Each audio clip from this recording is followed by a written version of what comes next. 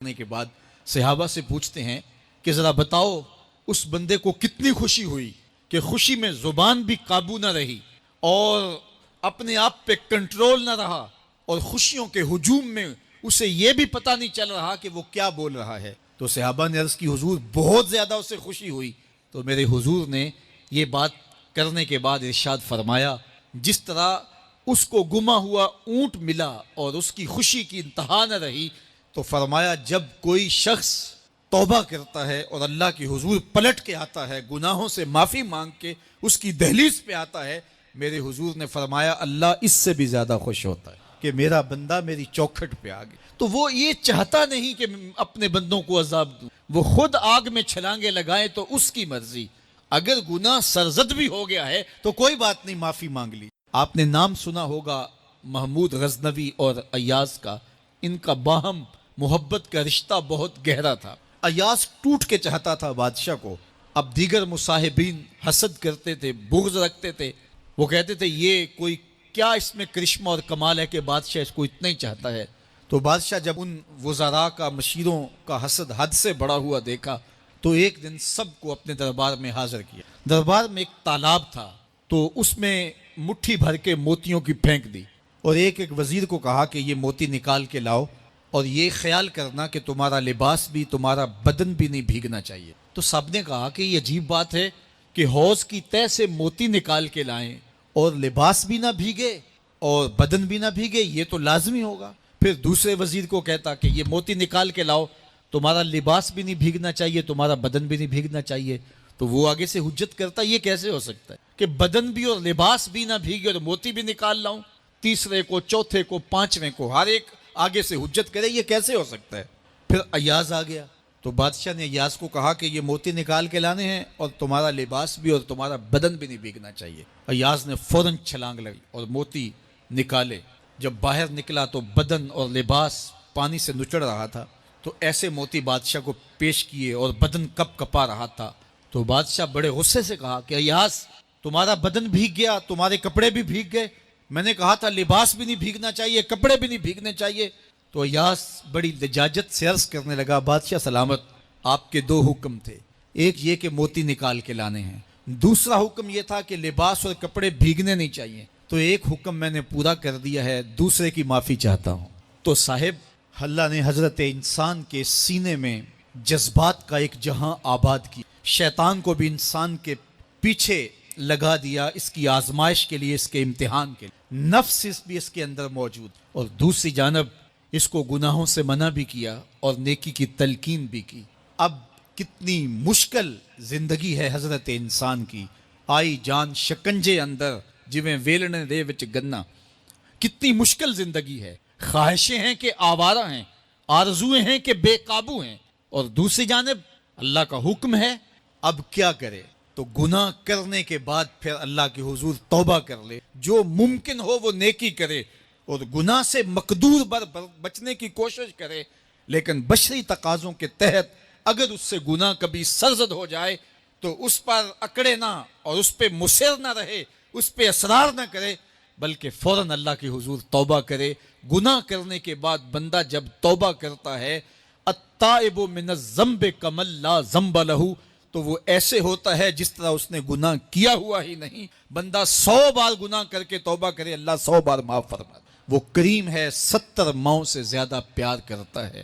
تو بندے اس کی دہلیز پہ جب توبہ کرتے ہیں، رجوع کرتے ہیں اور اس سے معافی مانگتے ہیں، تو وہ یہ نہیں دیکھتا کہ یہ گناہ گار کتنا بڑا ہے، وہ یہ دیکھتا ہے کہ یہ میری دہلیز پہ آیا ہے اور اس کے ما قبل کے سارے گناہ معاف بھی کرتا ہے، بلکہ گناہوں کو بدل کے نیکیوں میں بھی تبدیل کر۔ آئیے اب قرآن مجید میں ان لوگوں کی کہانی بھی پڑھیے جو اپنی زندگی کو اپنے مالک کے نام لگا چکے ہیں، اور ان سے اگر کوئی معاملہ سرزد ہو جاتا ہے تو وہ کس قدر اللہ سے ڈرتے ہیں۔ والذین یؤتون ما آتوا وقلوبہم وجلہ انہم الی ربہم راجعون۔ فرمایا کہ وہ لوگ جب ان سے کوئی خطا سرزد ہو جاتی ہے، کوئی گناہ ہو جاتا ہے، تو ان کے دل لرز جاتے ہیں، خوف خدا سے وہ کانپنے لگ جاتے ہیں۔ انہم الی ربہم راجعون، تو وہ اپنے رب کی طرف رجوع کرنے والے ہو۔ اگر ان سے کبھی کوئی گناہ سرزد ہو جائے، ان سے کوئی غلطی سرزد ہو جائے تو پھر اس پہ ضد نہیں کرتے، اس پر مصر نہیں ہو جاتے، اس پر حجتیں اور دلیلیں نہیں لاتے، بلکہ وہ کیا کرتے ہیں، فوراً اللہ کے حضور رجوع کرتے ہیں اور معافی مانگتے ہیں. اور اللہ کو یہ بہت پسند ہے کہ کوئی مجھ سے معافی مانگے اور اللہ انہیں معاف کر دے. اللہ اکبر. حضرت عبداللہ ابن مسعود رضی اللہ تعالیٰ عنہ فرماتے ہیں کہ مومن کی یہ شان ہے کہ جب وہ گناہ کر بیٹھے تو وہ یوں محسوس کرتا ہے جس طرح پہاڑ تلے آ گئے. یہ اس کی کیفیت ہے کہ گناہ کرنے کے بعد، نافرمانی کرنے کے بعد اس کا دل لرز اٹھتا ہے. وَقُلُوبُهُمْ وَجِلَةٌ، ان کے دل خوف خدا سے لرزنے لگ جاتے ہیں کہ ہم سے یہ گناہ کیوں سرزد ہو گیا، یہ تو اللہ کی ناراضگی کا سبب ہے. تو حضرت عبداللہ ابن مسعود فرماتے ہیں یوں محسوس کرتے ہیں جس طرح پہاڑ تلے آ گیا ہے اور پہاڑ ابھی گر جائے گا اور انہیں کچل دے گا. تو وہ جلدی جلدی تلافی کرتے ہیں، توبہ کرتے ہیں، رجوع اللہ کرتے ہیں تاکہ ہمارا گناہ معاف ہو جائے. اور منافق کی مثال بھی بیان کی گئی. جب وہ گناہ کرتا ہے تو یوں محسوس کرتا ہے جیسے بدن پہ مکھی بیٹھی تھی، ہلکے اشارے سے اڑا دی. سویر سے لے کر شام تک کتنی بار ہم اپنے بدن پہ بیٹھی مکھیاں اڑا دیتے ہیں اور ہمیں شام کو یاد بھی نہیں ہوتا کہ یہ عمل ہم نے کتنی بار کیا. میں اور آپ اپنے اندر اتر کر کے دیکھ سکتے ہیں ہماری کیفیت باطن کیا ہے. نمازیں چھوڑی، جھوٹ بولا، غیبت کی، چغلی کی، کسی کا دل دکھایا، کسی کو تکلیف دی، گالی گلوچ کیا، سب و شتم کیا، سویر سے شام تک کیا کیا گناہ کیے. کبھی خیال بھٹکے، کبھی سوچیں آوارہ ہوئیں، کبھی نگاہوں نے بدکاریاں کی، کبھی زبان نے جرم کیے، اور شام کو ہمیں یاد بھی نہیں ہوتا کہ آج ہم نے کیا کیا جرائم کیے، آج ہم نے کیا کیا گناہ کیے. اگر ہماری یہ کیفیت ہے تو یہ عملی نفاق ہے کہ بدن پہ مکھی بیٹھی اور اڑا دی. اور اگر ہماری کیفیت یہ ہے کہ گناہ کے بعد یہ محسوس ہوتا ہے کہ ہم پہاڑ تلے آ گئے ہیں اور اللہ کی ناراضگی ہم نے مول لے لی ہے اور جلدی جلدی توبہ کر کے رجوع کرنے کی جانب بڑھتے ہیں، تو پھر مبارک ہو.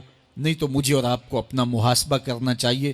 ہمارے دلوں پر زنگ چڑھ گئے ہیں اور ہماری کیفیت یہ ہو گئی ہے کہ گناہ کرنے کے بعد بھی ہم ڈٹے رہتے ہیں. جبکہ زندگی اصحاب رسول کی دیکھیے ان سے بھی کبھی کوئی خطا سرزد ہو جاتی تو وہ فوراً اس گناہ کی تلافی کے لیے حضور کی بارگاہ میں حاضر ہو جاتے. حضرت ابو لبابہ رضی اللہ تعالیٰ عنہ نے اپنے آپ کو مسجد نبوی کے ستون کے ساتھ بندھوا دیا اور کہا کہ جب تک میری معافی نہیں ہوگی تب تک اپنے آپ کو کھلواؤں گا نہیں. اور پھر جب ان کی بخشش کا اعلان ہوا تو پھر حضور کے ہاتھوں سے اپنے آپ کو انہوں نے کھلوایا. ایک خاتون حضور کی خدمت میں حاضر ہوئی اور عرض کی یا رسول اللہ صلی اللہ علیہ وسلم، مجھ سے بدکاری سرزد ہو گئی ہے اور میرے پیٹ میں بچہ ہے اور میں چاہتی ہوں کہ آخرت کی سزا کی بجائے دنیا کے اوپر اس کی سزا مجھے دے دی جائے تاکہ میں پاک ہو جاؤں اور صاف ہو جاؤں، کیونکہ آخرت کی سزائیں بہت سخت ہیں. اللہ کے محبوب علیہ السلام نے جبریل امین سے ایک دن پوچھا تھا مجھے جہنم کے عذابوں کا ذکر سناؤ. تو عرض کی یا رسول اللہ صلی اللہ علیہ وسلم، سب سے ہلکا عذاب، اخف العذاب، ہلکا ترین عذاب یہ ہے کہ جہنمی کے پاؤں میں آگ کے جوتے رکھے جائیں گے. باقی اس کے پورے بدن پہ آگ نہیں ہوگی، صرف آگ کے جوتے اس کو پہنائے جائیں، لیکن اس کی حدت، گرمی اور شدت اتنی ہوگی، یغلی منہما دماغہ، اس کی شدت سے اس کا دماغ پگھل کر ناک اور کانوں کے ذریعے سے باہر آنا شروع ہو. یہ سب سے ہلکے عذاب کی کیفیت. اور جو عذاب سخت ہیں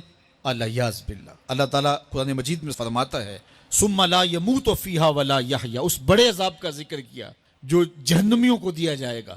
فرمایا اس عذاب کی کیفیت یہ ہوگی بندہ نہ جیے گا نہ مرے گا. جیے گا اس لیے نہیں کہ آگے اور پیچھے، دائیں اور بائیں آگ ہی آگ ہوگی، تو اس آگ میں جینا کو جینا تو نہیں ہوگا. اور مرے گا اس لیے نہیں کہ موت کو موت آ چکی. جنت میں جنتیوں کو ایک ہی ڈر اور خدشہ ہوگا کہیں موت نہ آ جائے، اور جہنمیوں کو ایک ہی امید ہوگی کہیں موت آ جائے اور جان چھوٹ. اللہ تعالیٰ مینڈے کی شکل میں موت کو لائے گا اور موت کو ذبح کیا. جنتی جنت سے اور جہنمی جہنم سے دیکھ رہے ہوں گے. جب موت کو ذبح کر دیا جائے گا اب موت نہیں، تو جنتی اتنے خوش ہو جائیں گے کہ اگر موت کو موت نہ آئی ہوتی تو یہ خوشی سے مر جاتے. اور جہنمی اتنے مایوس، دکھی اور پریشان ہوں گے کہ اگر موت کو موت نہ آئی ہوتی تو یہ صدمے سے مر جاتے. تو وہ کتنا سخت عذاب ہوگا الیاذ باللہ. کہ ہلکے ترین عذاب کی کیفیت یہ ہے کہ پاؤں میں آگ کا جوتا اور دماغ پگھل کے ناک اور کانوں کے راستے سے باہر آ جائے۔ تو اس نے عرض کی یا رسول اللہ صلی اللہ علیہ وسلم میرے اوپر حد جاری کر دیجئے، اور اس نے کہا کہ میرے پیٹ میں جو ہے وہ بچہ ہے۔ اللہ کے محبوب علیہ السلام نے فرمایا جاؤ جب بچہ پیدا ہو تو پھر آنا۔ وہ چلی گئی، تو جب بچہ پیدا ہوا تو گود میں اٹھائے پھر حضور کی خدمت میں حاضر ہوئی اور عرض کی یا رسول اللہ یہ ہے بچہ جو میں نے گناہ کیا تھا، بدکاری کی تھی، آج یہ اس کی نشانی ہے۔ تو اللہ کے محبوب علیہ السلام نے فرمایا کہ اسے لے جاؤ اور اسے دودھ پلاؤ، اور جب یہ کچھ کھانے پینے لگ جائے گا تو پھر آنا۔ تو تھوڑی دیر کے بعد، کچھ دنوں کے بعد وہ دوبارہ حاضر ہوئی اور اس نے اس بچے کے ہاتھ میں روٹی کا ٹکڑا دیا ہوا تھا اور عرض کی یا رسول اللہ دیکھ لیجئے اب یہ روٹی کھانے لگ گیا ہے۔ اللہ اکبر۔ تو اللہ کے محبوب نے فرمایا انہیں لے جاؤ اور جا کے انہیں سنگسار کر دو۔ اس کی یہ حد بنتی تھی، اس کو سنگسار کیا اور اس نے خود یہ سزا اپنے لیے قبول کی۔ مائز ابن مالک اسلمی عرض کی یا رسول اللہ طہرنی، مجھے پاک کر دیجئے۔ میرے حضور نے فرمایا جاؤ اللہ سے معافی مانگو۔ وہ گئے اور معافی مانگی، بے چینی اتنی تھی، پھر آ گئے اور عرض کی طہرنی یا رسول اللہ، حضور مجھے پاک کر دیجئے۔ فرمایا جاؤ اللہ سے معافی مانگو۔ وہ گئے، معافی مانگی، پھر پلٹ آئے، تیسری مرتبہ، چوتھی مرتبہ۔ آقا کریم نے فرمایا فیما اطہرک، تمہیں کہا اللہ سے معافی مانگو، کریم ہے معاف کر دے گا، تم پھر پلٹ آتے ہو، تمہیں کس جرم سے پاک کروں؟ قال من الزنا، عرض کی مجھ سے بدکاری ہو گئی ہے اور میں چاہتا ہوں کہ دنیا پر فارغ ہو جاؤں۔ حضور نے فرمایا کہ اس کا توازن عقلی تو ٹھیک ہے، عرض کی حضور صحیح الحواس ہے۔ کہا کہ یہ نشے میں تو نہیں کہہ رہا، کسی نے اٹھ کے منہ سونگا، کہا حضور ایسی بات بھی نہیں۔ فرمایا تم سوچ لو کیا کہہ رہے ہو؟ کہا حضور جو میں کہہ رہا ہوں وہ سچ کہہ رہا ہوں، مجھ سے گناہ سرزد ہو گیا اور میں چاہتا ہوں کہ دنیا پر ہی فارغ ہو جاؤں۔ اللہ کے محبوب علیہ السلام نے فرمایا کہ انہیں سنگسار کر دو۔ مائز ابن مالک اسلمی کو سنگسار کر دیا گیا۔